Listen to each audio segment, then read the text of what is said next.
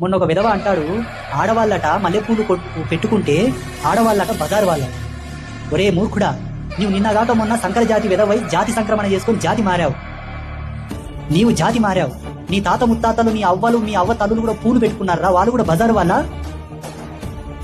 ఈ శాలెం రాజుగాడి దృష్టిలో ఏంటంటే పువ్వులు పెట్టుకునే వాళ్ళంతా బాజారు వాళ్ళట. ఇప్పుడు ఏం చేయాలి? మీరందరూ ఆడవాళ్ళందరూ ఏం చేయాలి? నా కొడుకు మీద మీరందరూ పోలీస్ స్టేషన్లో పోయి కంప్లైంట్ చేయాలి. ఈ దేశం సత్య సనాతన ధర్మమునది. ఈ దేశం ప్రతిష్టాత్మకమైనటువంటి స్త్రీది.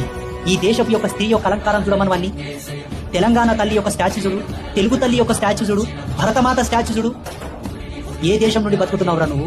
ఏ రాష్ట్రంలో ఉండి బతుకుతున్నావు? వానికి అంత కలేజ ఉండి మాట్లాడుతున్నాడంటే కారణం మనమే. ఈనాడు మీ అందరిని వేషాలను చేసిండు, బాజారుదారులను చేసిండు. రేపు ఇంకొక మాట కూడా అంటాడు వాడు. వానికి అంత వాక్కు స్వతంత్రం ఇచ్చింది మనమే. ఈ జాతి తక్కువ నీతి తక్కువ కొడుకులో పువ్వుల విలువ ఏం తెలుస్తుంది? ఇంత అన్పార్లమెంటరీ లెవెల్లో నేను